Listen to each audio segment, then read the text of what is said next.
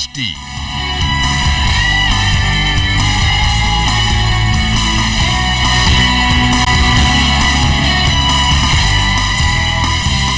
ZNS Network presents The Bahamas Tonight.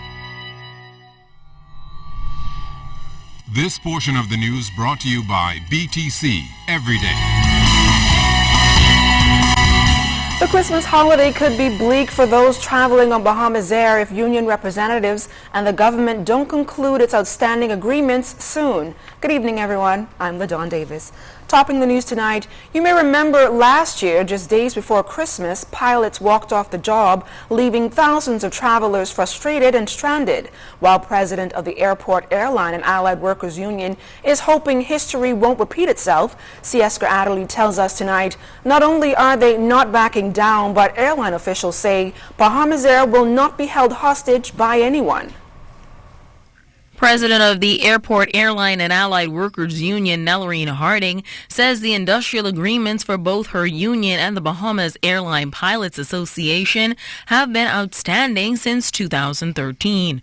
Harding added that all parties had reached an amicable solution, but that soon changed after the Minister of Labor and National Insurance, the Honorable Shane Gibson, informed Harding and BAPA's President Joseph Moxey that the matter is to be concluded with the Deputy Prime Minister and Minister of Works and Urban Development, the Honorable Philip Davis, as he is the minister responsible for Bahamas Air.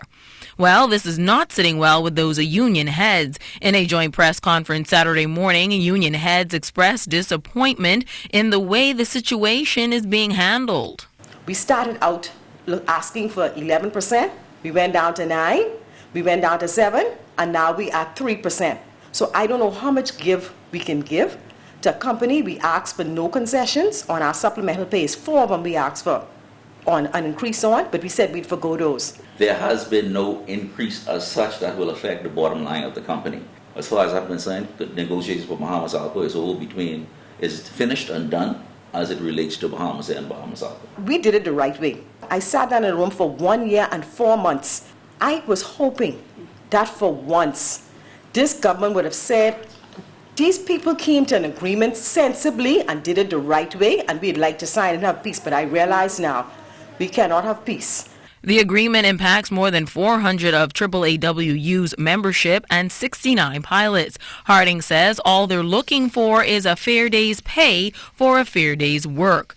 President of the National Congress of Trade Union, John Pinder, is also throwing his support behind both unions. It saddens me that at this point in our country's history and in the trade union movement history, it appears the government still does not understand the culture of negotiations. We don't regress in negotiations, we try to progress. And that's simply because inflation eats up your salary over a 5-year period. Most of these contracts are for 5 years.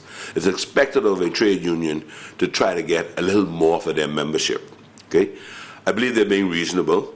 It's unfortunate we still have not come up with a systematic, defined model that we could use for the quasi-government agencies and for the unions who represent the general public service. Chairman for Bahamas Air, Valentine Grimes, says he's disappointed in the actions of both unions, in particular the pilots. The airline will not succumb to threats, And if they choose to take any action to withdraw their service, then so be it.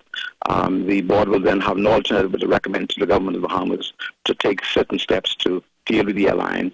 And maybe this may be, in some ways, a blessing in disguise. But we are available, the board that is, available to meet with them at their convenience, to negotiate in reasonable terms of contract. We cannot give the airline away. We cannot give the public's money away. And we will continue to hold steadfast to that position. Meantime, Harding is calling an emergency meeting on Monday for her members, and if an agreement isn't reached soon, she says a plan is in place that will be executed immediately after. Sieska Adderley, ZNS Network. While the controversy surrounding the insurance and construction of the Bahamas Agriculture and Marine Science Institute's dormitory, which was destroyed by fire several months ago, is a thing of the past, bids are now in for a contract to reconstruct that building. Minister of Agriculture and Marine Resources, the Honorable V. Alfred Gray, telling ZNS News this week that a contract should be announced by the government in a matter of days. We have had several little hiccups as it relates to the destruction of the dormitory. I can say emphatically that we have bids in now. Some good news for faculty and students at the BAMSI in North Andros as work to reconstruct the mill dormitory should begin pretty soon. The dorm was gutted by fire earlier this year. Minister of Agriculture and Marine Resources, the Honorable V. Alfred Gray, says funds earmarked for work to begin at the dormitory were rediverted due to the devastation left behind by Hurricane Joaquin in the central and southeastern islands. However, he says he is pleased the green light has been given to get work started at that facility. I can say to you now that I have spoken to the Prime Minister, the Deputy Prime Minister, Minister of Works. We are just about ready to issue the contract for the destruction and demolition of that building. I would be very surprised if that contract is not awarded within the next 10 days. While he is not able to confirm who the contract will be awarded to begin the demolition and reconstruction phase, Gray says it should take about 18 to 40 days to complete. However, he says the government is moving on and has not considered the work of the former contractor. The Agriculture Minister said that major setback has not put a dent in the progress at BAMSI, as produce is being sold regularly in food stores across the country, and there are at least 12 crops on the farm. He says he is excited to see Bahamian farmers are also exploring the opportunities agriculture has to offer, and that interest has caused a major hike in student enrollment at that institution. We have 60 plus students. We started with 45, and so the first year was 45. This year is about 60 plus, and we have more applicants than we could accommodate, and that speaks well to the future of the school. And applications are coming in even now for next September. And so I'm hoping that we will be able to accommodate the influx of students and the interest that is being shown. Minister Gray is optimistic that all of the buildings will be ready by Easter of next year. And still to come, Christmas is in the air. You're watching the Bahamas Tonight, the weekend edition.